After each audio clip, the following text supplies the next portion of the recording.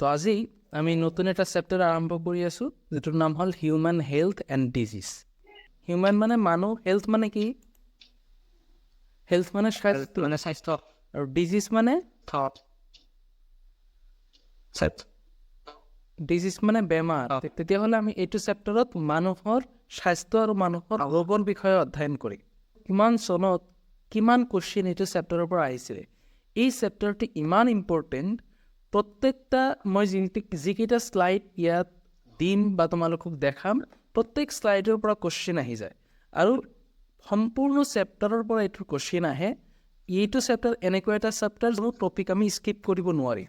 ইয়াত 2020ত 5 মাৰ্কৰ কুৱেশ্যন আহিছিলে, 2021তো এক্সাম হোৱা নাছিলে, 2022ত 4 মাৰ্কৰ কুৱেশ্যন আহিছিলে, 2023ত আহিছিলে 8 মাৰ্ক, 2024ত আহিছিলে 9 মাৰ্ক।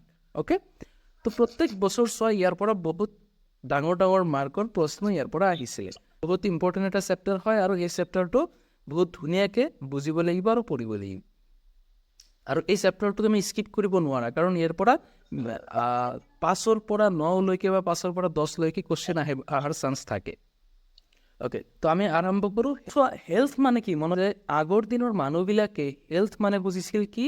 কোনো এটা মানুহৰ বেলেঞ্চ অফ হিউমাৰাছটো কি হৈ থাকিব লাগিব? বেলেঞ্চ হৈ থাকিব লাগিব। যদি কোনো এটা মানুহৰ হিউমাৰাছটো বেলেঞ্চ হৈ থাকে, হিউমাৰাছ মানে কি? হিউমাৰাছ মানে আমি কি কৰোঁ? ফ্লুইড মানে তৰল। তাৰ মানে হ'ল যে আমাৰ দেহত যিমান তৰল আছে, আমাৰ দেহত যিমান ফ্লুইড আছে, সেই ফ্লুইডবিলাক যেতিয়া বেলেঞ্চ হৈ থাকিব, সেই ফ্লুইডবিলাক যেতিয়া ঠিক ঠাক থাকিব, কোনো সমস্যা সেই ফ্লুইডত নাথাকিব, সেই মানুহক আগৰ দিনৰ মানুহবিলাকে কি কৰিছিলে বা আগতে সেই মানুহবিলাকক স্বাস্থ্যৱান মানুহ বুলি ধৰিছিলে। আৰু এইটো কোনে কৈছিলে? এই থিয়ৰিটো দিছিলে আমাৰ এটা ডাঙৰ ফেমাছ চাইণ্টিষ্ট আছিলে, গ্ৰীক চাইণ্টিষ্ট হিপোক্ৰেটছ। তো হিপোক্ৰেটছে এই থিয়ৰি দিছিলে কিহৰ ওপৰত ভিত্তি কৰি? ইণ্ডিয়ান আয়ুৰ্বেদিক ছিষ্টেমৰ ওপৰত ভিত্তি কৰি। তো এই যে হিউমাৰাছ ঠিক ঠাক থাকিলে এজন মানুহ সুস্থ হৈ থাকিব, এই থিয়ৰিটো দিছিলে গ্ৰীক চাইণ্টিষ্ট হিপোক্ৰেটছ ইণ্ডিয়ান আয়ুৰ্বেদিক ছিষ্টেমৰ ওপৰত ভিত্তি কৰি। ঠিক আছে, কিন্তু তাৰ কিছুদিন পিছত নতুন আৰু এটা চাইণ্টিষ্ট আহিছিলে যাৰ নাম হ'ল উইলিয়াম হাৰ্ভে। উইলিয়াম হাৰ্ভে আহি কৈছিল যে নহয়, এই থিয়ৰিটো ভুল, এই আগৰ থিয়ৰিটো ভুল প্ৰমাণ কৰিছিলে। আগৰ যিটো আমাৰ হিউমাৰাছ ঠিক থাকিলে ভাল হয়, এজন মানুহ সুস্থ থাকে, এই থিয়ৰিটোক ভুল প্ৰমাণ কৰিছিলে আৰু এইটোক ডিছএপ্ৰুভ কৰিছিলে।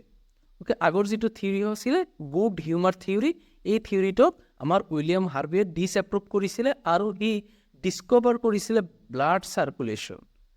প্ৰথম পইণ্টত আমি বুজি পালোঁ যে আগৰ মানুহবিলাকে এইটো ভাবিছিলে যে কোনো মানুহৰ যদি শাৰীৰিকভাৱে আমাৰ মানুহৰ শৰীৰৰ মাজত থকা যিমান তৰল আছে অথবা যিমান লিকুইড আছে, সেইখিনি যেতিয়া বেলেঞ্চ হৈ থাকিব অথবা সেইখিনি যেতিয়া ঠিক ঠাকভাৱে কাম কৰিব, সেই মানুহ তেতিয়া সুস্থ হৈ থাকিব। সেই মানুহক আমি সুস্থৱান মানুহ বুলি ক'ম বা স্বাস্থ্যৱান মানুহ বুলি ক'ম।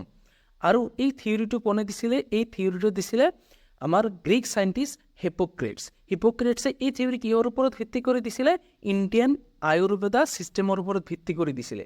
তাৰ কিছুদিন পিছত আমাৰ আৰু এজন চাইণ্টিষ্ট আহিছিলে যাৰ নাম আছিলে উইলিয়াম হাৰ্ভে, যি কি কৰিছিলে? এই থিয়ৰিটোক ডিছএপ্ৰুভ কৰিছিলে আৰু এই হাইপোথিচিছটো কি কৰিছিলে?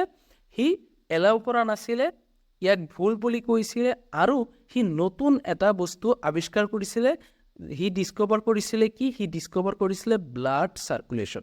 তেতিয়া ইয়াত 3-4টা কুৱেশ্যন আহিব পাৰে। প্ৰথম question, what do you mean by humerus? Humerus কি? ইয়াৰ পৰা কুৱেশ্যন আহিব পাৰে।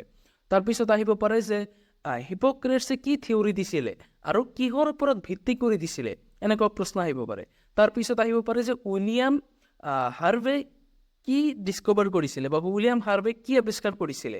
আৰু কুৱেশ্যন এনেকুৱা আহিব পাৰে যে গুড হিউমাৰ থিয়ৰি বা গুড হিউমাৰ হাইপোথিচিছ কোনে ডিছএপ্ৰুভ কৰিছিলে। ঠিক আছে, তো এইখিনি কুৱেশ্যন ইয়াৰ পৰা আহিব পাৰে। অ'কে, তো আমি নেক্সট চেপ্টাৰত যাওঁ, হেল্থ।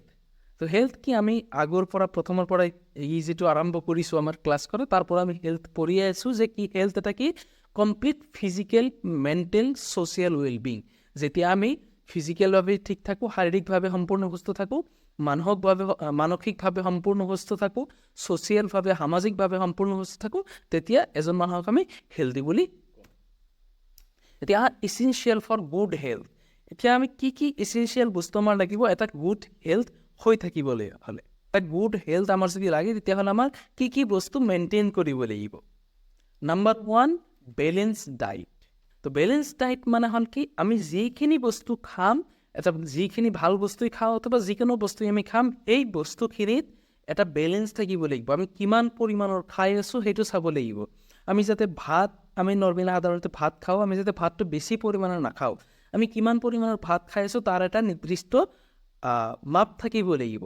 আমি যি বস্তু খাম প্ৰত্যেক বস্তুৰ এটা নিৰ্দিষ্ট মাপ থাকিলে, মাপ মতে যদি আমি খাম তেতিয়াহ'লে তাক কি কোৱা হ'ব, বেলেঞ্চ ডায়েট বুলি কোৱা হ'ব। যে কি আমি যিবিলাক মিল গ্ৰহণ কৰোঁ বা অথবা আমি যিবিলাক খাদ্য গ্ৰহণ কৰোঁ, সেই খাদ্য এটা পৰিমাণ মতে যদি আমি খাওঁ, নিৰ্দিষ্ট পৰিমাণ মতে খাওঁ, তেতিয়া তাক কি কোৱা হ'ব, বেলেঞ্চ ডায়েট বুলি কোৱা হ'ব। আৰু আমাৰ যদি গুড হেল্থৰ প্ৰয়োজন হয়, তুমি যদি ভাল স্বাস্থ্যৱান হ'ব খোজা, তোমাৰ যদি স্বাস্থ্য ভাল লাগে তেতিয়াহ'লে তোমাৰ বেলেঞ্চ ডায়েট কৰিব লাগিব। Number 2 personal hygiene.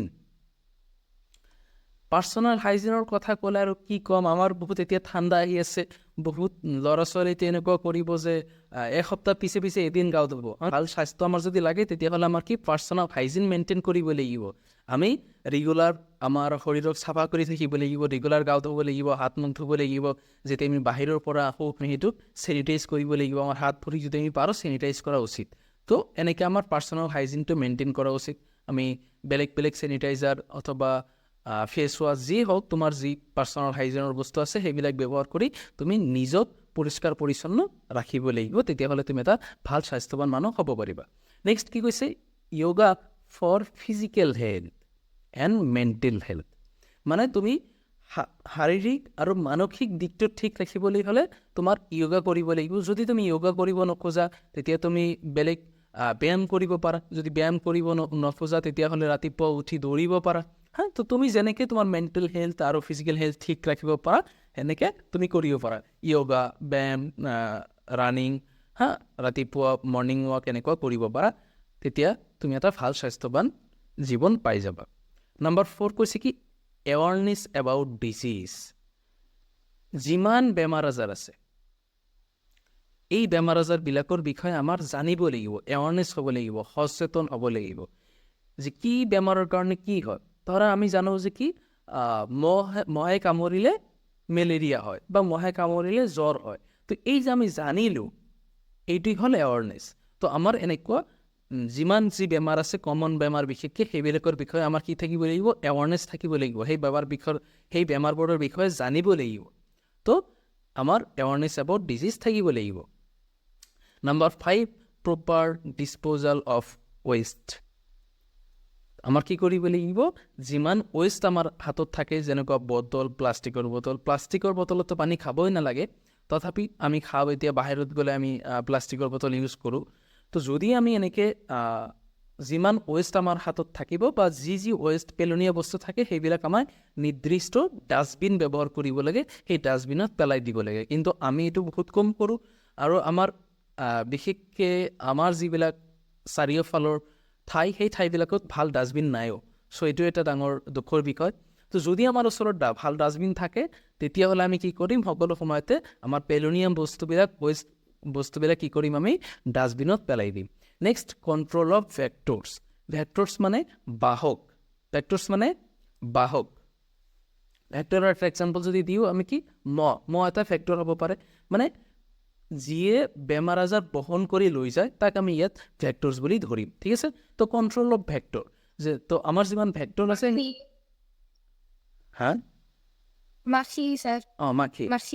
মাখি সি এটা ভেক্টৰ হ'ব পাৰে। তো যিবিলাকে কি কৰে বেমাৰ আজাৰ বহন কৰি লৈ যায় সেইবিলাকক আমি ইয়াত ভেক্টৰ বুলি ধৰিম। তো আমি ইয়াত কি কৰিব লাগিব, 6 নম্বৰত কৈছে কণ্ট্ৰল অফ ভেক্টৰ্ছ। মানে আমাৰ যিমান ভেক্টৰ আছে সেই ভেক্টৰবিলাকক কণ্ট্ৰল কৰিব লাগিব। যেনেকুৱা আমি মহ যাতে আমাৰ ঘৰত নাথাকে তাৰ কাৰণে আমি আঁঠুৱা লগাব পাৰোঁ। আমি বেলেগ মস্কিটো মাৰাৰ কাৰণে যিবিলাক কইল পোৱা যায়, মেক্স, গুড নাইট, সেইবিলাক লগাব পাৰোঁ। পেষ্ট কণ্ট্ৰল আমি কৰিব পাৰোঁ। তো এইবিলাক কৰিব লাগিব। Number 7 maintenance food and water resource. And number 7 vaccination বহুত ইম্পৰ্টেণ্ট আমাৰ মাজে মাজে কি হৈ থাকিব লাগে ভেকচিনেট হৈ থাকিব লাগে গুড হেল্থ যদি আমাৰ লাগে এটা ভাল স্বাস্থ্য যদি আমাৰ লাগে তেতিয়াহ'লে এই 8টা কাম আমাৰ কৰিব লাগিব এতিয়া হেল্থ ইজ এফেক্টেড বাই কিহৰ কাৰণে আমাৰ হেল্থ এফেক্টেড হয় বা কিহৰ কাৰণে আমাৰ বেমাৰ হয় 3টা কাৰণৰ বাবে আমাৰ সাধাৰণতে বেমাৰ হৈ থাকে নাম্বাৰ 1 জেনেটিক ডিছঅৰ্ডাৰ ওকে মানে এনেকুৱা কিছু বেমাৰ হ'ব পাৰে যে সি আমাৰ জিনৰ পৰা আহি গৈছে মোৰ মাৰ অথবা দেউতাৰ অথবা তাৰ আগৰ প্ৰজন্মৰ অথবা তাৰ আগৰ পেৰেণ্ট জেনেৰেশ্যন আমাৰ পেৰেণ্ট জেনেৰেশ্যনত কোনো বেমাৰ আছিলে অথবা মোৰ মাৰ কোনো বেমাৰ আছিলে অথবা মোৰ দেউতাৰ অথবা দেউতাৰ কোনো বেমাৰ আছিলে সেই বেমাৰটো মোৰ মাজতো আহিছে এইটো হ'ল জেনেটিক ডিছঅৰ্ডাৰ এনেকৈ আমাৰ বেমাৰ হ'ব পাৰে নাম্বাৰ 2 কোনো এটা ইনফেকশ্যন হৈ কিনে আমাৰ বেমাৰ হ'ব পাৰে ধৰা তুমি বাহিৰত গৈছা ধূলি বালু লাগিছে তাৰ পৰা তোমাৰ সৰ্দি হৈছে অথবা কাহ হৈছে অথবা জ্বৰ হৈছে সেইটো আমাৰ ইনফেকশ্যনৰ পৰা বেমাৰ হ'ব পাৰে নাম্বাৰ 3 লাইফ ষ্টাইল কিছুমান আমি এনেকুৱা হৈ আছোঁ ন আমাৰ নতুন প্ৰজন্ম ইমান বেয়া লাইফ ষ্টাইল আছে বাহিৰত গ'লে ফাষ্ট ফুড নাখাই আমি নাহোঁ বাৰ্গাৰ পিজ্জা এনেকুৱা আমি বহুত আছোঁ যে 24 আৱাৰৰ 24 ঘণ্টাৰ সি 15 ঘণ্টাই বিচনাত শুই থাকে যদি এনেকুৱা হয় তেতিয়াহ'লে এই লাইফ ষ্টাইলৰ কাৰণেও বেমাৰ হ'ব পাৰে তো এই বিশেষকৈ এই 3টা ৰিজনত মানুহৰ বেমাৰ আজাৰ দেখা দিয়ে অ'কে এতিয়া নেক্সট চোৱা ইয়াত কিছুমান পইণ্ট আছে এই পইণ্টবিলাক ইয়াত যি টপিক আছে টাৰ্মবিলাক আছে এই টাৰ্মবিলাকৰ বিষয়ে একেবাৰে মুখস্থ থাকিব লাগিব কাৰণ এই টাৰ্মবিলাকৰ পৰা কুৱেশ্যন আহি যায় তোমাৰ কেনেকৈ আহিব পাৰে ডিজিজ মানে কি পেথলজি মানে কি পেথজন মানে কি অ'কে তো প্ৰথমৰ পৰা এই টাৰ্মবিলাক আমি বুজি লওঁ ডিজিজ মানে কি আমি প্ৰথমতে কৈছিলোঁ ফাৰ্ষ্ট ষ্টাৰ্টিঙতে কৈছিলোঁ ডিজিজ মানে বেমাৰ অ'কে তো ডিজিজ এতিয়া কাক বোলে তো ডিজিজ এতিয়া কাক বোলে সেইটো যদি আমি বুজিবলৈ যাওঁ চোৱা যে আমাৰ শৰীৰত যদি মানসিক অথবা শাৰীৰিক সমস্যা দেখা যায় তেতিয়াহ'লে আমি তাক কি ক'ম বেমাৰ বুলি কওঁ আমাৰ শৰীৰত যদি মানসিক অথবা আৰু কি শাৰীৰিক আমাৰ শৰীৰত যদি মানসিক অথবা শাৰীৰিক কোনো সমস্যা দেখা দিয়ে তেতিয়াহ'লে আমি তাক কি ক'ম বেমাৰ বুলি ক'ম অ'কে নাম্বাৰ 2 আহা পেথলজি মানে ষ্টাডি অফ ডিজিজ মানে বেমাৰৰ বিষয়ে অধ্যয়ন কৰা যেতিয়া আমি বেমাৰৰ বিষয়ে অধ্যয়ন কৰোঁ বা য'ত আমি বেমাৰৰ বিষয়ে অধ্যয়ন কৰোঁ তাক কি কোৱা হয় পেথলজি বুলি কোৱা হয় number 3 pathogen disease causing organism যি অৰ্গেনিজমে ডিজিজ সৃষ্টি কৰে বেমাৰ সৃষ্টি কৰে তাক কোৱা হয় পেথোজেন যি অৰ্গেনিজমে ডিজিজ অথবা বেমাৰ সৃষ্টি কৰে তাক কোৱা হয় পেথোজেন নাম্বাৰ 4 ইনকুবেশ্যন পিৰিয়ডটো কি চোৱা ধৰা তোমাক আজি মহে কামুৰিছে ঠিক আছে আজি মহে কামুৰিছে এতিয়া ইয়াৰ 4 দিন পিছত তোমাৰ কি হৈছে ফিভাৰ হৈছে অথবা জ্বৰ হৈছে এতিয়া এই যে তোমাক কেইদিন আগত মহে কামুৰিছিলে 4 দিন এই 4 দিনৰ পৰা তোমাৰ 4 দিন আগত মহে কামুৰিছিলে তোমাৰ জ্বৰ হৈছে 4 দিন পিছত এই যে কামোৰাৰ পৰা জ্বৰ হোৱালৈকে এই সময়টোক কোৱা হ'ব কি ইনকুবেশ্যন পিৰিয়ড বুজিছা ইনকুবেশ্যন পিৰিয়ড কি time interval between infection and experience of the first symptom তো যিদিনা ইনফেকশ্যন হৈছে ইনফেকশ্যন হোৱাৰ পৰা যিদিনা ফাৰ্ষ্ট চিমটম দেখা গৈছে লক্ষণ দেখা গৈছিলে বেমাৰৰ সেই সময়ছোৱা কি কোৱা হয় ইনকুবেশ্যন পিৰিয়ড বুলি কোৱা হয় আমাৰ শৰীৰত যদি মানসিক অথবা শাৰীৰিক কোনো সমস্যা থাকে তেতিয়া তাক আমি ডিজিজ বুলি ক'ম য'ত আমি কোনো বেমাৰৰ বিষয়ে অধ্যয়ন কৰোঁ তাক আমি পেথলজি বুলি ক'ম ষ্টাডি অফ ডিজিজ যাক পেথলজি মানে ষ্টাডি অফ ডিজিজ য'ত আমি বেমাৰৰ বিষয়ে অধ্যয়ন কৰা এণ্ড নাম্বাৰ 3 পেথোজেন যি অৰ্গেনিজমে বেমাৰৰ সৃষ্টি কৰে তাক পেথোজেন বুলি কোৱা হয় ইনকুবেশ্যন পিৰিয়ড মানে কি যে কোনো এটা বেমাৰে অথবা যিকোনো ইনফেকশ্যন মোৰ হৈছে সেই ইনফেকশ্যন হোৱাৰ পৰা চিমটম দেখালৈকে এই মাজৰ সময়ছোৱাক কোৱা হয় ইনকুবেশ্যন পিৰিয়ড যেনেকৈ আমি এক্সাম্পল লৈছোঁ কি ধৰা এদিন তোমাৰ মহে কামুৰিছে সেই মহে কামোৰাৰ 4 দিন পিছত তোমাৰ জ্বৰ হৈছে, তেতিয়াহ'লে এই মহে কামোৰাৰ পৰা জ্বৰ হোৱালৈকে এই 4 দিনৰ সময় কি কোৱা হ'ব, ইনকিউবেশ্যন পিৰিয়ড বুলি কোৱা হ'ব। ঠিক আছে, এতিয়া হিউমেন ডিজিজ, বহুত ইম্পৰ্টেণ্ট শ্লাইড হয় এইটো। হিউমেন ডিজিজক সাধাৰণতে আমি দুটা ভাগত ভাগ কৰিব পাৰোঁ। Number 1 congenital and number 2 acquired. Congenital হ'ল আমাৰ বিফৰ বাৰ্থ, মানে এইটো জেনেটিকেল হয়। ঠিক আছে, এইটো আমাৰ জিনৰ পৰা আহিব পাৰে, মানে জন্মৰ আগৰ পৰাই তোমাৰ কোনো বেমাৰ থাকিব পাৰে, যে এইটো জন্মৰ আগৰ পৰাই হ'ব পাৰে আৰু এইটো জেনেটিকেলি হ'ব পাৰে।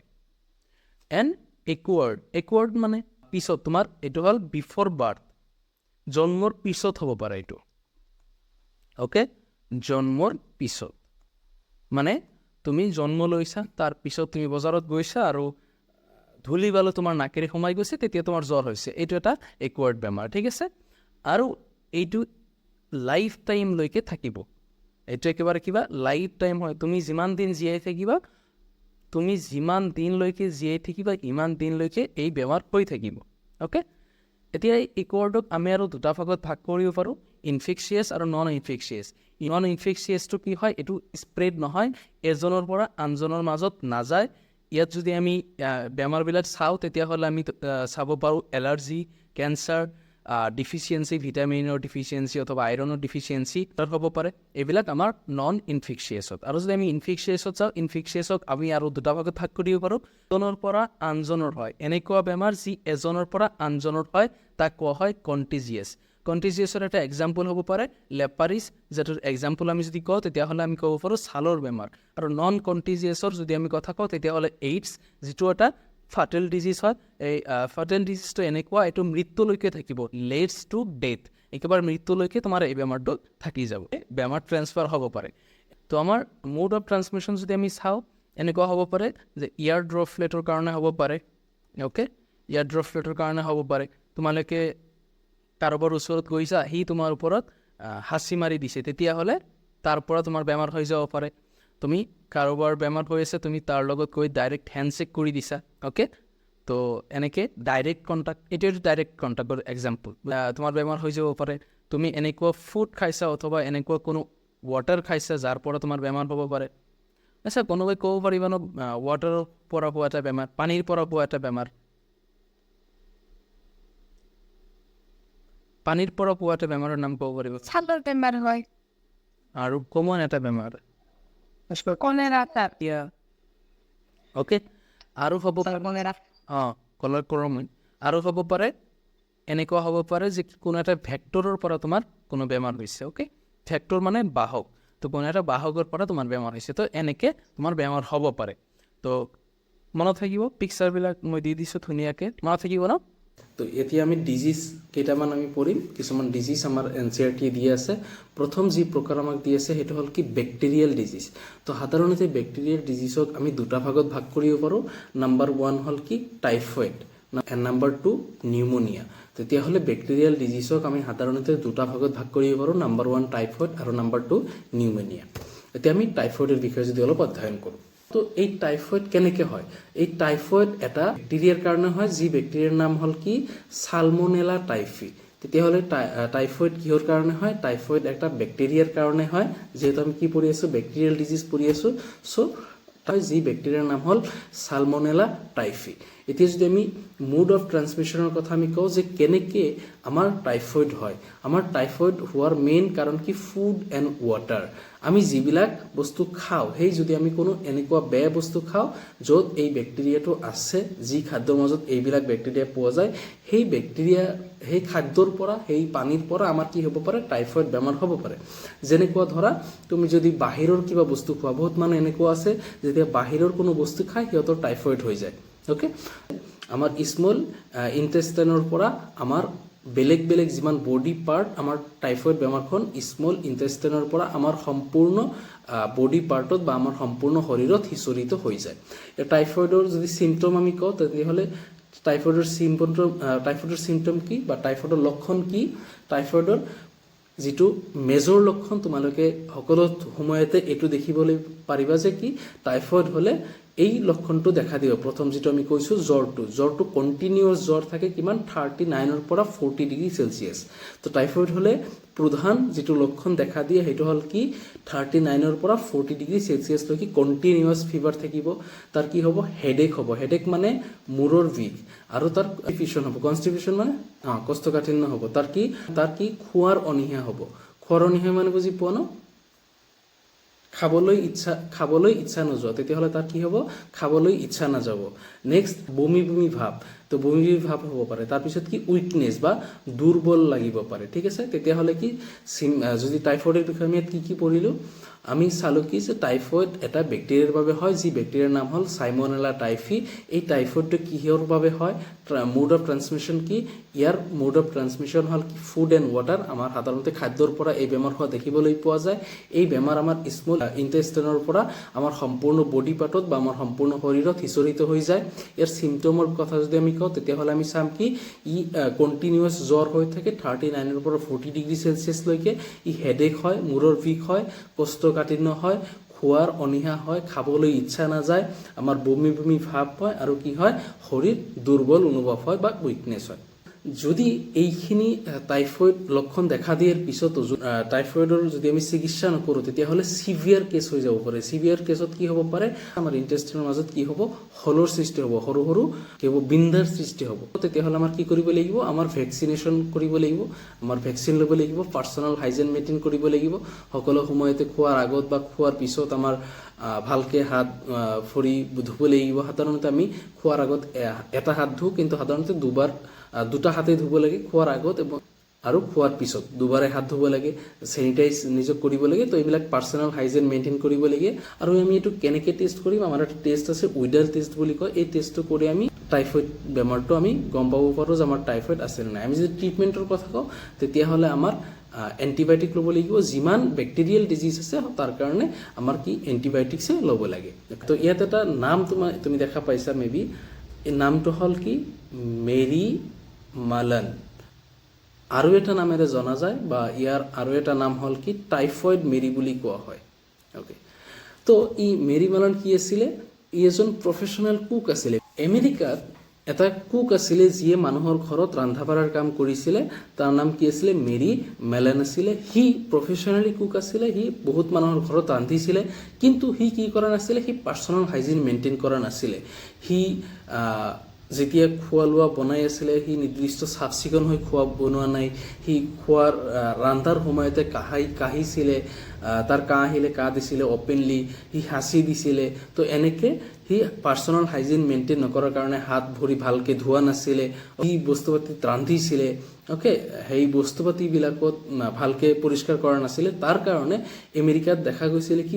বহুত বেছি পৰিমাণৰ টাইফয়েডৰ বেমাৰ হৈছিলে তো তেতিয়া বহুত কেছ হৈছিলে বহুত মানুহে এই মেৰী মালনৰ ওপৰত কেছ কৰিছিলে আৰু ইয়াক তাৰ পৰা আঁতৰাই দিছিলে কিন্তু এই মেৰী মালনে কি কৰিছিলে তাৰ পৰা গৈ কেনে নতুন এটা টাউনত গৈছিলে নতুন এটা ঠাইত গৈছিলে আৰু তাত গৈ কেনে ষ্ট্ৰীট ফুড যিমান আছে যে ৰাস্তাৰ কাষত যে বিক্ৰী কৰে যে সৰু টেণ্ট লগাই কেনে চাহ বা ফাষ্ট ফুডবিলাক যে বিক্ৰী কৰে ঠিক তেনেকুৱাকৈ সি এটা টেণ্ট লগাইছিলে আৰু তাত বস্তু পাতি বিক্ৰী কৰিছিলে ৰাস্তাৰ কাষত সেই ঠাইতো দেখা গৈছিলে কি যে এই মেৰী মালনৰ বস্তু পাতি খাই বহুত মানুহ টাইফয়েডত আক্ৰান্ত হৈছিলে আৰু তাৰপিছত কেছ হোৱাৰ পিছত সি তাৰ পৰাও আঁতৰাই দিয়া হৈছিলে অ'কে তো এটা সময়ত most dangerous women in America বুলি ইয়াক কোৱা হৈছিলে আৰু ইয়াৰ ইমান তেতিয়া ভয়ানক হৈ গৈছিলে কথাটো যে ইয়াক কি কৰা হৈছিলে ইয়াৰ নামে টাইফয়েড মেৰী বুলি দিয়া হৈছিলে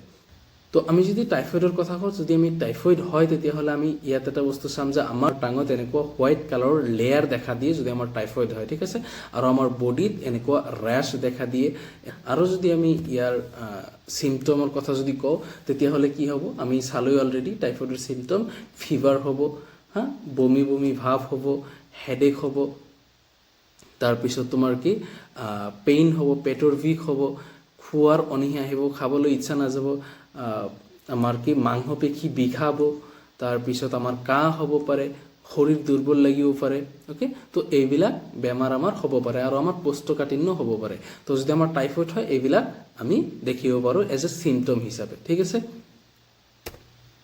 অ'কে এইটো হ'ল আমাৰ টাইফয়েড মেৰী যি কাহিনী আমি ক'লোঁ ই কি কৰিছিলে ই ৰান্ধিছিলে তোমালোকে যদি টাইফয়েড মেৰি বুলি গুগলত চাৰ্চ কৰা এই পিকচাৰটো তোমালোকে প্ৰথমত পাই যাবা অ'কে যে সি মানুহৰ ঘৰত ৰান্ধি দিছিলে খোৱা বনাইছিলে খোৱাৰ বস্তু বনাইছিলে কিন্তু পাৰ্চনেল হাইজিন মেইনটেইন নকৰাৰ কাৰণে ইয়াৰ কাৰণে বহুত মানুহ টাইফয়েডত আক্ৰান্ত হৈছিলে অ'কে তো নিউমনিয়া কিয় হয় নিউমনিয়া হোৱাৰ যদি আমি পজিটিভ এজেণ্টৰ কথা কওঁ তেতিয়াহ'লে আমি চাম কি তিনিটা বেক্টেৰিয়াৰ কথা মনত ৰাখিব লাগিব ট্ৰেপ্টোকোকাছ নিউমনিয়া হিমোফিলিয়াছ ইনফ্লুৱেঞ্জাe আৰু নিউমোকোকাছ নিউমনিয়া তো এইবিলাকৰ কাৰণে নিউমনিয়া বেমাৰটো দেখা দিয়ে আৰু যদি আমি মুড অফ ট্ৰেন্সমিশ্যনৰ কথা কওঁ যে কেনেকৈ নিউমনিয়া হয় তেতিয়াহ'লে আমি চাম কি এয়াৰ ড্ৰপলেটছ আৰু এয়াৰবৰ্ন যদি তোমাৰ ঘৰত বা ঘৰৰ ওচৰত যদি নিউমনিয়াৰ পেচেণ্ট থাকে আৰু তুমি যদি তাৰ ওচৰত যোৱা তাৰ চাৰিওফালৰ যি বায়ু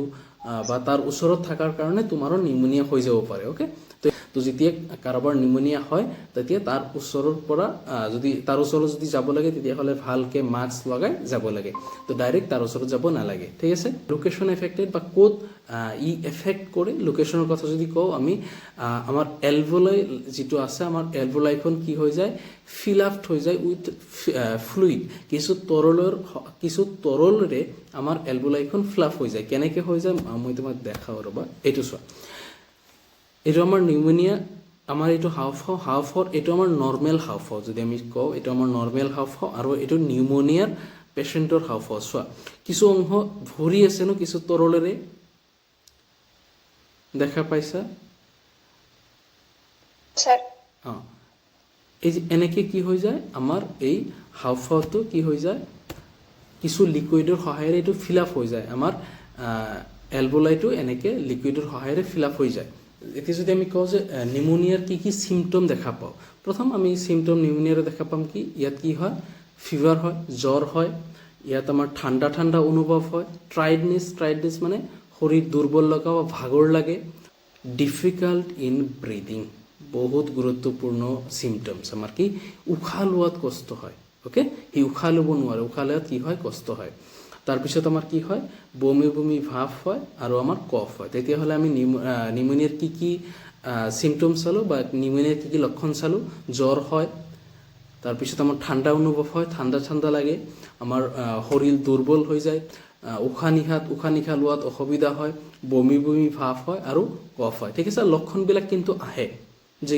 নিউমনিয়াত কি লক্ষণ দেখা পোৱা যায় লিখা আৰু যদি আমাৰ নিউমনিয়াটো চিভিয়াৰ কেছ হৈ যায় বা বহুত বেছি নিউমনিয়া বেমাৰখন যদি বহুত বেছি হৈ যায় যদি আমি ডক্টৰ নেদেখাওঁ বা চিকিৎসা নকৰোঁ তেতিয়াহ'লে কি হ'ব পাৰে আমাৰ যিবিলাক নখ আছে আৰু আমাৰ যিবিলাক থ্ৰোট আছে আমাৰ কি ক'ব নেইল নখ আৰু আমাৰ ওঠবিলাক কি হৈ যায় ব্লেকিছ বা ব্লুইছ কালাৰলৈ ৰূপান্তৰিত হৈ যায় ঠিক আছে আমাৰ বেলেগ বডি পাৰ্টো হৈ যাব পাৰে অ'কে বিশেষকৈ আমাৰ ওঠ তাৰপিছত আমাৰ নখ নেইল এইবিলাক কি হৈ যায় ব্লেক আৰু ব্লুইছ কালাৰলৈ ৰূপান্তৰিত হৈ যায় আৰু ইয়াৰ যদি আমি কি কওঁ প্ৰিভেনশ্যন যদি কওঁ তেতিয়াহ'লে আমাৰ কি কৰিব লাগিব ভেকচিন ল'ব লাগিব ভেকচিনেটেড হ'ব লাগিব আৰু ইয়াৰ ট্ৰিটমেণ্ট হ'ল এণ্টিবায়'টিক অ'কে চাম ভাইৰেল ডিজিজত আমি এটা মাত্ৰ ডিজিজে পঢ়িম সেইটো হ'ল কমন কোল্ড তো আমাৰ কমন কোল্ড কিয় হয় কমন কোল্ড এটা ভাইৰাছৰ কাৰণে হয় যিটোৰ নাম হ'ল কি ৰাইনো ভাইৰাছ আৰু এইটো ক'ত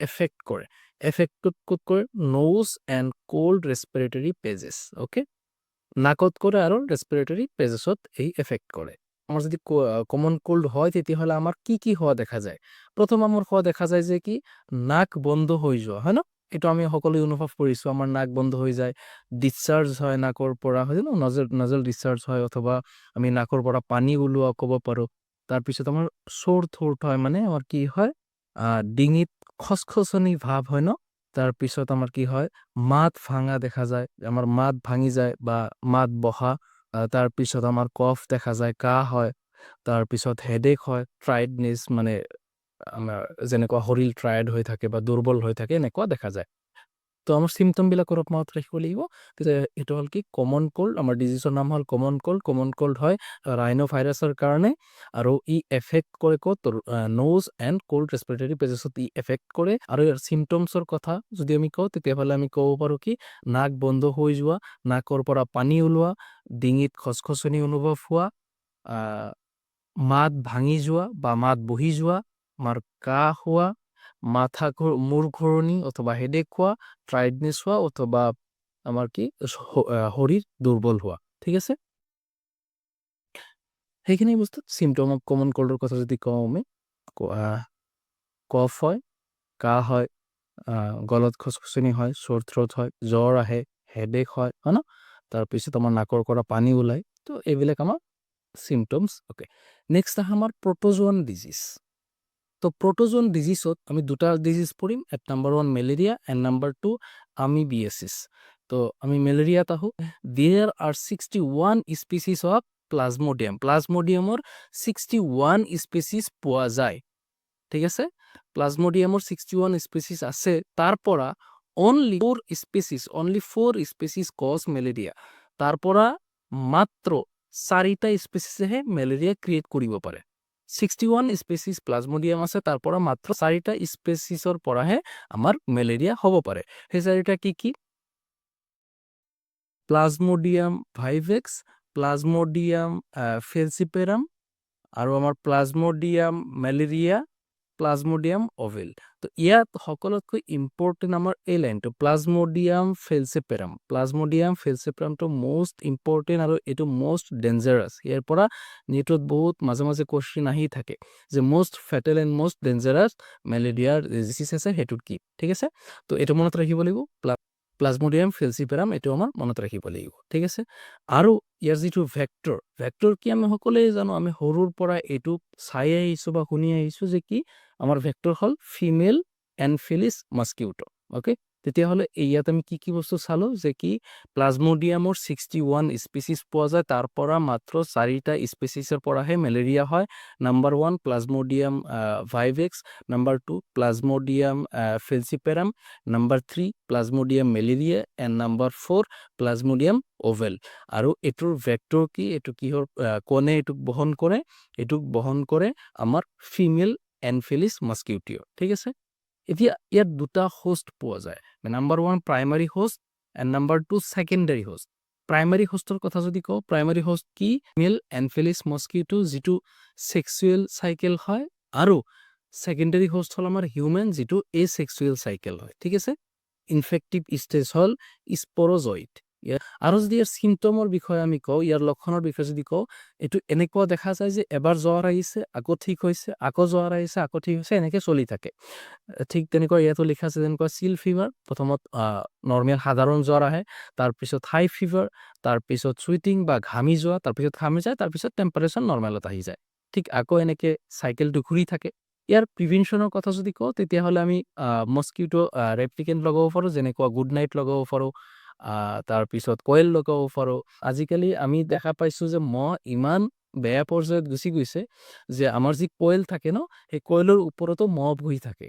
অ'কে, তো মহক মাৰা আজিকালি বহুত সমস্যাৰ এটা দেখা দিছে। আৰু এক প্ৰকাৰ মাছ দেখা পোৱা যায়, যাক কি কোৱা হয়? যাক কোৱা হয় গেম্বচিয়া ফিছ। এই গেম্বচিয়া ফিছে কি কৰে? ই আমাৰ ইট মস্কিউটো লাৰ্ভা, আমাৰ যিটো মহৰ যিবিলাক লাৰ্ভা থাকে, সেই লাৰ্ভাবিলাকক কি কৰে? এই গেম্বচিয়া ফিছে খাই পেলায়। তো ইয়াৰ পৰা বহুত মস্কিউটোক আমি কি কৰিব পাৰোঁ? কম যাতে সৃষ্টি হয়, সেইটো আমি দেখিব পাৰোঁ। যদি আমি আমাৰ যিবিলাক একুৰিয়াম থাকে, একুৰিয়ামত যদি আমি গেম্বচিয়া ফিছ থৈ দিওঁ, তেতিয়াহ'লে তাৰ পৰা কোনো ধৰণৰ মস্কিউটো বা তাৰ পৰা কোনো ধৰণৰ মহ উৎপাদন নহয়। আৰু যদি কি ইয়াৰ আমি ট্ৰিটমেণ্টৰ কথা কওঁ, তেতিয়াহ'লে এটা মেডিচিন আহে, যিটো কোৱা হয় কুইনিছ মেডিচিন আহে। এনেতো বহুত মেডিচিন আহে, তাৰ মাজত দুটা ইয়াৰ নাম দিয়ে আছে, ক্ল'ৰকুইনিন আৰু এটা হ'ল আমাৰ প্ৰিমাকুইনিন, ঠিক আছে? অলপ মন দি এইখিনি চাবা হা, বহুত ইম্পৰ্টেণ্ট হয়। মই যিখিনি কথা কৈ দিছোঁ, সেইখিনি যদি মনত ৰাখিব পাৰা, তেতিয়াহ'লে আৰু এক্সট্ৰাকৈ পঢ়িব নালাগে। চোৱা, ধৰা এটা মহ আহিলে, অ'কে, এটা কিউট ধুনীয়া এটা মহ ইয়াত আহিলে, আহি কেনে এটা মানুহক কামুৰি দিলে। কামুৰি দিয়াৰ লগে লগে কি হ'ব? এই মানুহৰ শৰীৰৰ মাজত স্পৰজইড ৰিলিজ কৰিব, ঠিক আছে? স্পৰজইড ৰিলিজ কৰাৰ লগে লগে স্পৰজইডে ক'ত যাব? সি গৈ মানুহৰ শৰীৰত সোমোৱাৰ লগে লগে সি এটা বস্তু বিচাৰে, সেইটো হ'ল লিভাৰ। লিভাৰ ক'ত আছে? তাৰ প্ৰথম কুৱেশ্যন হয় সেইটো, হয় নাই? যে মহে যেতিয়া কামুৰি দিয়ে, কামুৰাৰ পিছত মহে কি ৰিলিজ কৰে? স্পৰজইড ৰিলিজ কৰে। স্পৰজইড প্ৰথমে গৈ ইফেক্ট কৰে আমাৰ ক'ত? লিভাৰত। সি লিভাৰত যায়, লিভাৰত গৈ কেনে সি হেপেট'চাইটত এটাক কৰে। সি হেপেট'চাইটত আহে, হেপেট'চাইটত অহাৰ পিছত ই কি কৰে, সি RBCত যায়, ঠিক আছে। ইৰথেচাইট মানে RBC, ইয়াক তুমি RBC বুলি লিখিব পাৰা, RBC, অ'কে। তো RBCত আহে, RBCত আহি কেনে ই এছেক্সুৱেল চাইকেল সম্পূৰ্ণ কৰে, ঠিক আছে। ইয়াত আহি এছেক্সুৱেল চাইকেল সম্পূৰ্ণ কৰে। আৰু ইয়াত এই যে আমি যিটো পঢ়িলোঁ হিপাট'চাইটত ই ছেক্সুৱেল চাইকেল কমপ্লিট কৰে, ঠিক আছে।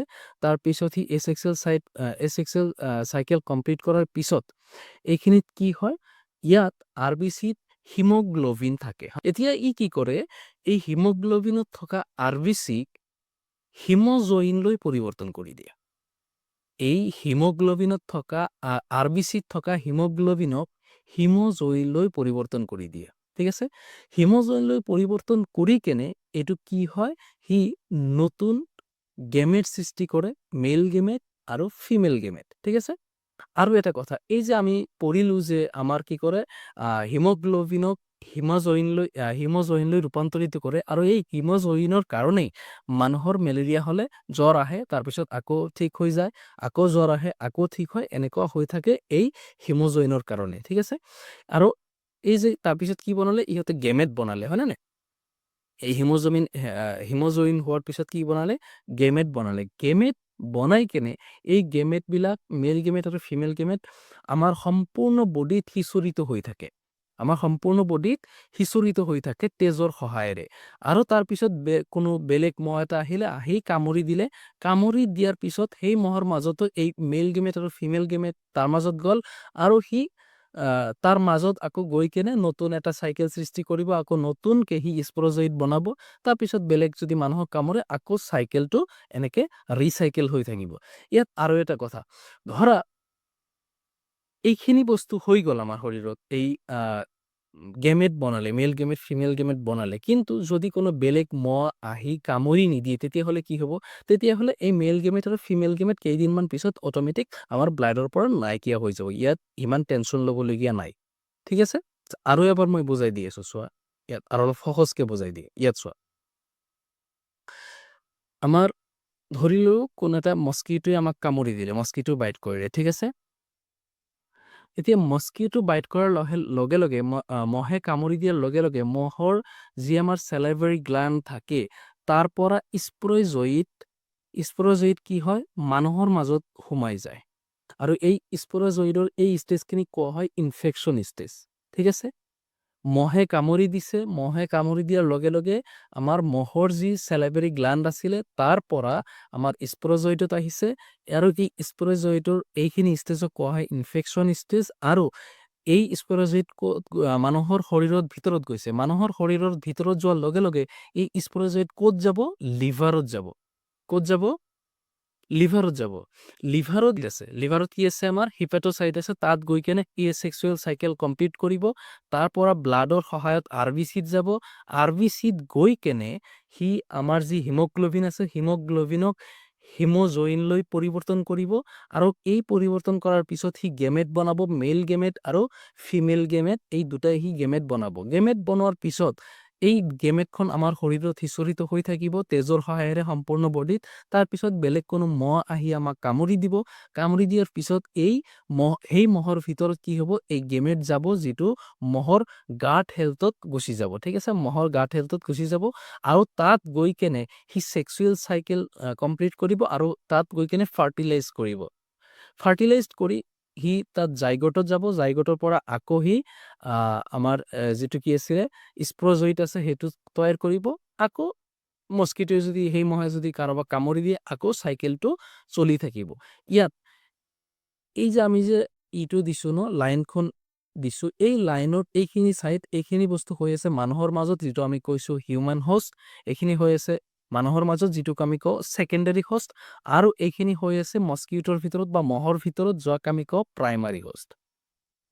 যদি 5 মাৰ্কৰ কোশ্চেন আহি যায় তেতিয়াহ'লে এইখিনি বস্তু লিখি কেনে, এইখিনি বস্তু আঁকি, এই চাইকেলটো বনাই কেনে যদি অলপ এক্সপ্লেইন কৰি দিব পৰা যে ক'ৰ পৰা কি হৈছে, তেতিয়াহ'লে সম্পূৰ্ণ হৈ যাব। আকৌ যদি 1-2 মাৰ্কৰ কাৰণে আহে তেতিয়াহ'লে ইমান ডাঙৰ চাইকেল বনাব নালাগে, তাৰ কাৰণে এটা সৰু চাইকেল তোমালোকে বনাব পাৰা এই চাইকেলটো বনাব পাৰা যে কি মহে কামুৰিছে মহে কামুৰাৰ পিছত কি হৈছে স্পৰেজইড আছে সেইটো আমাৰ লিভাৰত আহিছে লিভাৰত অহাৰ পিছত সি ব্লাডৰ মাজত গৈ কেনে RBCত ইনফেক্ট কৰিছে আৰু এই RBCয়ে নতুন কি বনাইছে হিমোজইনলৈ পৰিৱৰ্তন কৰিছে হিমোগ্লোবিনক তাৰ পৰা আকৌ নতুন গেমেট বনাইছে তাৰপিছত আকৌ মহে কামুৰি দিছে তাৰপিছত চাইকেলটো আকৌ চলি আছে ওকে সিম্পল যিখিনি বস্তু মই আগত ক'লো সেইখিনি জাষ্ট যদি 1-2 মাৰ্কৰ কাৰণে আহে তেতিয়াহ'লে এইখিনি লিখিব পাৰা এইটো আমাৰ NCERTত লাইফ চাইকেলটো দিয়া আছে যিখিনি মই প্ৰথমত ক'লো সেই কথাখিনি কিন্তু ইয়াত দিয়া হৈছে চোৱা মহে কামুৰিছে মহে কামুৰাৰ পিছত স্পৰজইডটো আমাৰ লিভাৰত আহিছে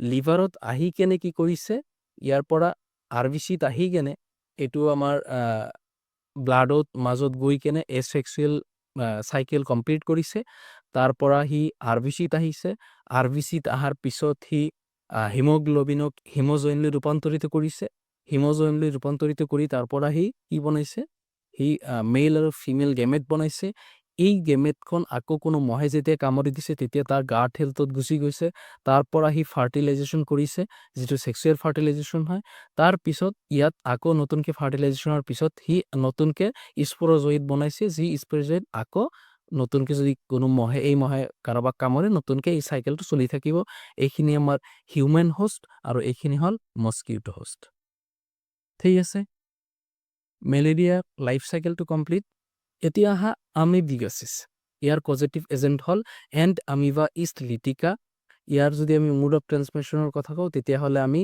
নষ্ট হোৱা খাদ্য অথবা নষ্ট হোৱা পানী এই বেমাৰটো সকলোতকৈ বেছি কোনে কেৰি কৰে এই বেমাৰটো সকলোতকৈ বেছি আমাৰ মাখিয়ে কেৰি কৰে ইয়াৰ লোকেশ্যনৰ কথা যদি কওঁ ই লাৰ্জ ইণ্টেষ্টাইনত এফেক্ট হয় আৰু যদি ইয়াৰ গুণৰ লক্ষণৰ কথা কওঁ বা চিমটমৰ কথা কওঁ জ্বৰ হোৱা দেখা যায় পেটৰ বিষ হোৱা দেখা যায় আমাৰ ব্লাডি ডায়েৰিয়া বা ৰক্তক্ষয়ী ডায়েৰিয়া বা পায়খানাৰ লগত টয়লেটৰ কি যোৱা দেখা যায় ব্লাড যোৱা দেখা যায় আমাৰ পেটৰ মাংসপেশী আমাৰ পেশীৰ টান অনুভৱ হয় ঠিক আছে সেম ইয়াতে আমি ইমেজ দিছো যে এইখিনি বস্তু তেনেকে ক্ৰেম্পছ হোৱা দেখা যায় অথবা পেশীৰ টান অনুভৱ হোৱা দেখা যায় ওকে এতিয়া হেলমিনথাছ ডিজিজৰ দুটা ডিজিজ দিয়া আছে এটা হ'ল আমাৰ এস্কেৰিয়াছিছ আৰু এটা হ'ল ফ্লেৰিয়াছিছ এস্কেৰিয়াছৰ কথা যদি আমি কওঁ তো এস্কেৰিয়াছিছৰ যদি আমি পজিটিভ এজেণ্ট দেখোঁ তেতিয়াহ'লে আমি দেখিম কি ইয়াৰ পজিটিভ এজেণ্ট হ'ল কি লুব্ৰিকেটছ আৰু ইয়াক ৰাউণ্ড ৱৰ্ম বুলি কোৱা হয় ইয়াৰ লোকেশ্যন হ'ল ইণ্টেষ্টাইন অ'কে ইয়াৰ লোকেশ্যন হ'ল কি ইণ্টেষ্টাইন আৰু ইয়াৰ মোড অফ ট্ৰেন্সমিশ্যনৰ কথা যদি আমি কওঁ সেম ইয়াৰ কণ্টেমিনেটেড ফুড এণ্ড ৱাটাৰ মানে নষ্ট হোৱা খাদ্য আৰু পানীৰ পৰা এই বেমাৰটো হোৱা দেখা যায় এইটো নৰ্মেলি কিহৰ পৰা হয় আমাৰ পলিউশ্যন বা প্ৰদূষণৰ পৰা হয় এফেক্টেড ছয়েল ৱাটাৰ অৰ পুফ ঠিক আছে তো সাধাৰণতে নষ্ট হৈ যোৱা মাটি অথবা নষ্ট হৈ যোৱা পানী অথবা কোনো ধৰণৰ টয়লেট অথবা তেনেকুৱা পুফৰ পৰা এনেকুৱা বস্তু হোৱা দেখা যায় আৰু এইটো সেম আমি যদি কেৰিৰ কথা কওঁ সেই মাখিয়ে কেৰি কৰে এই বেমাৰবিলাক ইয়াৰ যদি চিমটমৰ কথা কওঁ যদি এইবিলাক চিমটম তোমাৰ মাজত দেখা যায় তেতিয়াহ'লে তুমি ভাবি ল'বা যে তোমাৰ এস্কেৰিয়াছ হ'ব পাৰে যদি এস্কেৰিয়াছ হয় তেতিয়াহ'লে কি হ'ব পাৰে আমাৰ শৰীৰত আমাৰ জ্বৰ আহিব আমাৰ মাংসপেশীৰ টান অনুভৱ হ'ব আমাৰ ইণ্টেষ্টাইন ব্লক হৈ যাব আমাৰ যিটো ইণ্টেষ্টাইন থাকে আমাৰ ইণ্টেষ্টাইনটো ব্লক হৈ যাব ইণ্টাৰনেল ব্লিডিং হ'ব পাৰে বহুত ভয়ানক তোমাৰ বডিৰ ভিতৰতে শৰীৰৰ ভিতৰতে কি হৈ যায় তেজ ওলাই যোৱা দেখা যায় আমাৰ কি হৈ যাব বমি ভাৱ হ'ব বমি হৈ যোৱা দেখা যায় বা বমিও হ'ব পাৰে ঠিক আছে নেক্সট আমি আহোঁ ফিলেৰিয়াছিছটো কি কোৱা হয় অলছ' ন'ন এজ ইলিফেণ্টিয়াছিছ বুলিও কোৱা হয় কিয় কোৱা হয় তোমালোকক এটা পিকচাৰ মই দেখাওঁ তেতিয়াহ'লে গম পাবা যদি কাৰোবাৰ ফিলেৰিয়াছিছ বেমাৰ হয় তেতিয়াহ'লে এনেকুৱা বেয়া অৱস্থা হৈ যায় এজন মানুহৰ ঠিক আছে তো এইটো হ'ল আমাৰ ফিলেৰিয়াছিছ এটা বেমাৰ ইয়াৰ পজিটিভ এজেণ্টৰ কথা যদি কওঁ উইচেৰিয়া ব্ৰানক্ৰফ্ট আৰু উইচেৰিয়া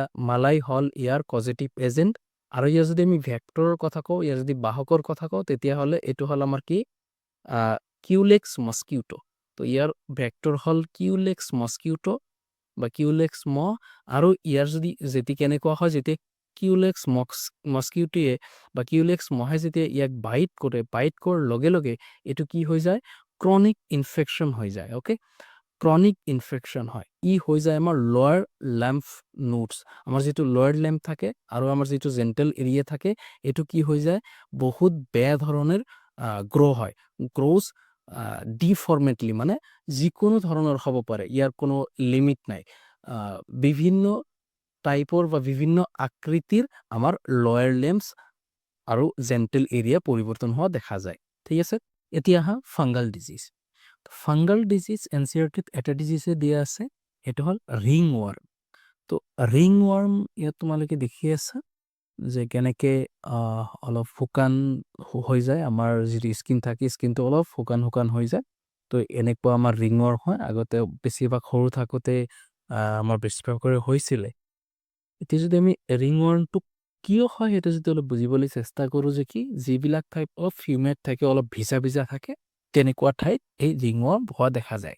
তো ৰিং ৱাৰ্ম তো তিনিটা জেণ্ডাৰ কাৰণে ৰিং ৱাৰ্ম হয়। Number 1 microsporum, number 2 epidermophyton and number 3 trichophyton. তো এই তিনিটা জেণ্ডাৰ কাৰণে আমাৰ ৰিং ৱাৰ্ম হোৱা দেখা যায়।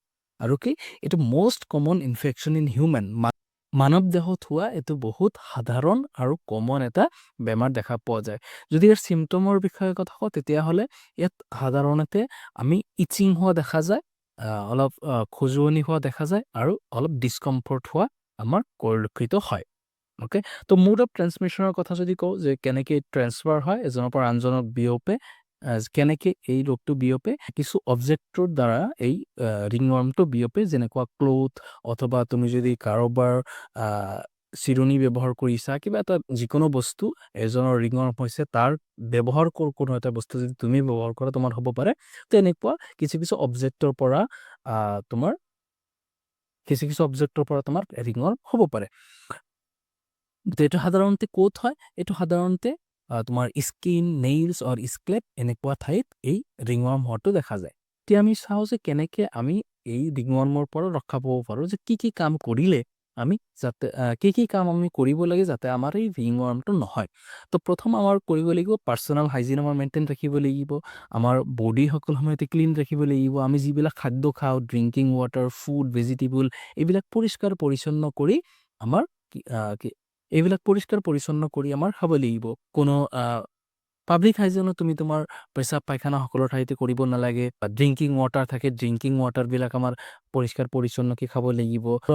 আৰু ইয়াৰ পৰা ৰক্ষা পাবলৈ যিবিলাক মানুহৰ ৰিং ৱাৰ্ম হৈছে, সিহঁতৰ পৰা অলপ দূৰত থাকিব লাগিব, সিহঁতক অলপ এভইড, কিছুদিনৰ কাৰণে হ'লেও সিহঁতক অলপ এভইড কৰি চলিব লাগিব। কিছু মস্কিটো নেট পোৱা যায়, সেইবিলাক নেট ব্যৱহাৰ কৰিব লাগিব। আমাৰ যিবিলাক ঘৰৰ বস্তু পাতি আছে, সেইবিলাক পৰিষ্কাৰ পৰিচ্ছন্ন কৰি ৰাখিব লাগিব। আমাৰ যি টেংকিৰ পৰা আমি পানী খাওঁ, সেইবিলাক টেংকি চাফ চিকুণ কৰিব লাগিব। আমাৰ এনেকুৱা কিছু ৱায়াৰ মেছ পোৱা যায়, যিবিলাক আমি খিৰিকীত লগাই দিওঁ, যাতে বতাহ আহিব পাৰে বা পোক মাকৰ ঘৰৰ ভিতৰত সোমাব নোৱাৰে। এনেকুৱা কিছু উইণ্ডো বা খিৰিকীত বা দৰ্জাৰ সন্মুখত ৱায়াৰ মেছ লগাব লাগিব। অথবা গেম্বুচা ফিছ আমি পালিব পাৰোঁ, যাতে গেম্বুচা ফিছে আমাৰ মস্কিটো লাৰ্ভাবিলাকক খাই পেলাব পাৰে। তো এনেকুৱা কিছু প্ৰিভেনশ্যন যদি আমি হাতত লওঁ, তেতিয়াহ'লে আমি এই ৰিং ৱাৰ্মৰ পৰা ৰক্ষা পাব পাৰিম।